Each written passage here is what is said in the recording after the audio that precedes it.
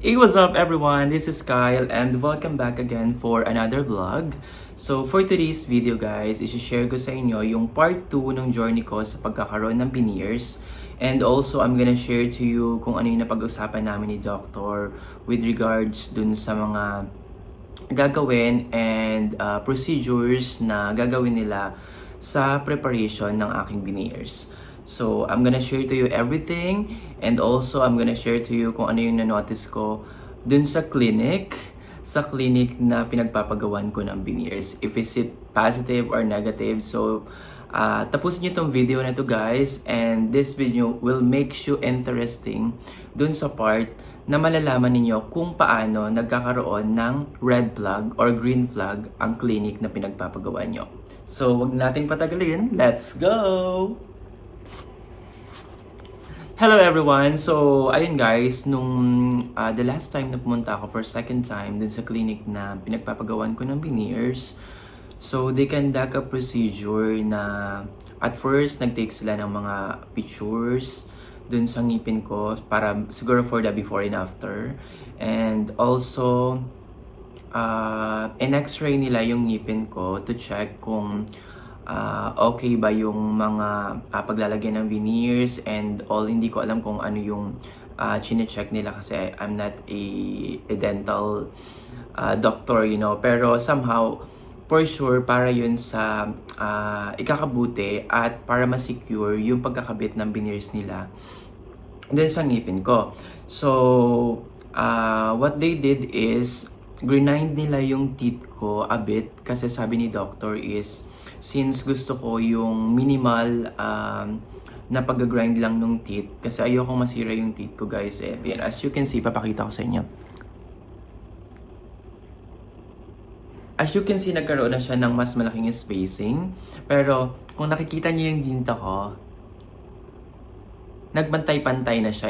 Tapos yung pinakapangil ko actually dito is lumiit siya na after the day na grind nila yung teeth ko is na-notice ko the next day nung kumakain ako na hindi na masyadong strong yung bite ko dito kasi hindi na nagtatama yung pangil sa taas at dito sa pinaka lower part ng ngipin ko.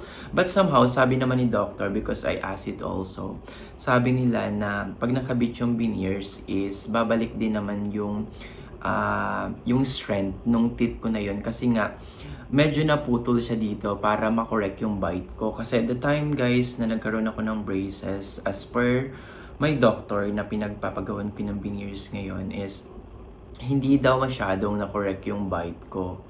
So, I'm not sure kasi nung time naman na after ko mag-veneers, nagpantay-pantay naman yung ngipin ko. But somehow, since meron kasi akong kulang na teeth dito, maybe that's the reason then kaya hindi talaga siya na perfectly correct. And that's the reason siguro then na nag-grind nila masyado yung lower teeth ko para maitama yung bite ko. Actually, medyo madami silang binawasan na part, especially yung mga malalaki kong ngipin. And for them to correct daw yung bite ko at saka makapag-smile ako ng maayos is kailangan talaga nilang bawasan. Pero I think sa veneers talaga is babawasan at babawasan talaga nila yung ngipin mo. It's just that sa akin kasi gusto ko is minimal lang siya. So yun yung choice ko. Depende sa inyo guys kung ano yung magiging choice nyo dun sa pagkakabit ng veneers. Kasi yung iba, I think yung lumang version is yung ginagawa talagang shark yung ngipin tapos pinapasok yung veneers.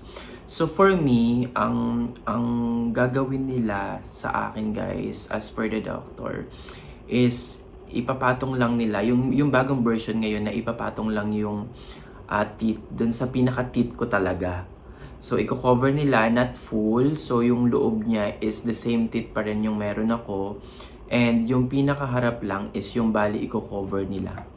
So which is good for me kasi hindi na nila sisirain na masyado yung ngipin ko. Kasi pag nagkakaroon tayo guys ng veneers, kailangan pa rin natin i-preserve yung original teeth natin. Huwag nating hayaang masira siya.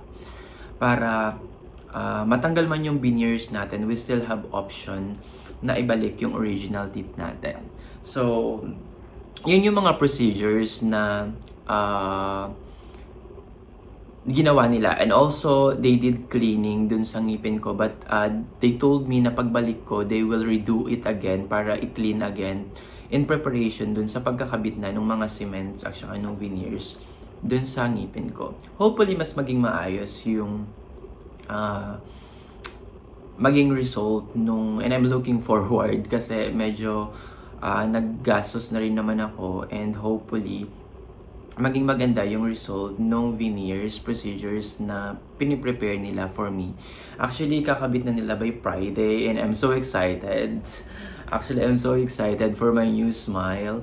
And yeah, hopefully, magbigyan ko sila ng magandang review kasi mababait naman talaga yung mga doctors doon. And especially yung doctors na nag-a-assist sa akin. He's very approachable, he's very kind, and ini-explain niya lahat sa akin kung why they did this, like that ko. So, medyo green flag yun for me sa akin. So, here's the thing. Nung after nilang mag-grind yung ngipin ko and everything, the procedures na ginagawa nila in preparation sa veneers, nung umuwi na ako ng bahay, actually no, nung umuwi na ako and malapit na ako sa bahay, they just called me, the receptionist called me, and they told me to come back for some reason.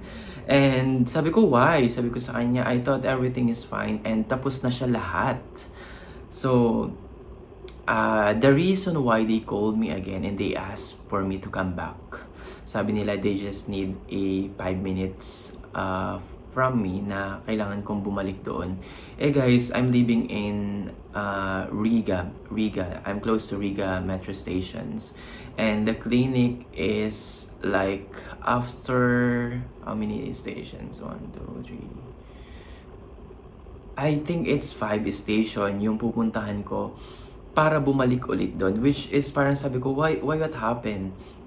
So they told me na yung x-ray daw na isinend nila dun sa lab is nagka-problema because hindi masyadong clear yung parts ng teeth ko na nakuha dun sa x-ray. So I think blurred yung pagkakasabi sa akin. Medyo blurred daw kasi, and the clinic send it back to them and ask them na i-re-x-ray ulit yung ngipin ko, which is, sabi ko, bakit hindi po kasi siya ginawa ng maayos, and why they didn't check it bago ako umalis? So, ayun, medyo naging red flag sa akin yung clinic because of that. Kasi syempre nakauwi na ako and I thought everything is fine. I stayed there for like 2 hours. But hindi ko naman consider na mali yun. So, what I'm just considering is kailangan ko talagang bumalik doon kasi if I will not come back there, in the future, ako rin yung magkakaroon ng problema. So, what I did is, from my place, bumalik ulit ako dun sa clinic. And this is what happened. This is the worst. After I reached the metro station, close to the clinic na pinagpapagawan ko, they just called me again and they told me na hindi ko na kailangan bumalik because they already find a solution kung paano nila i-clear yung part na hinihingi ng lab. Sabi ko, really? Sabi ko sa kanya, bakit nyo pa ako pinabalik on that clinic knowing na hindi naman ako nakatira there nearby? So sabi ko dun sa receptionist, so nag-apologize sila sa akin, they asked for sorry kasi yun nga, pinabalik nila ako and they waste my time, they waste my money for the metro station, kasi hindi naman siya free. And I don't know. Well, let's just check it on the third video that I'm going to make once kinabit na nila yung veneers ko.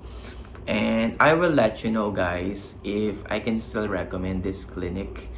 sa iba kasi medyo nagkaroon ng problem, but somehow kasi it's for me. I don't think it negatively, but yeah, somehow kung iisipin nyo, that's a red flag for the clinic na hindi nila na-check ng maayos yung ngipin natin. But somehow, on the other hand, iisipin mo rin kasi na it's for me.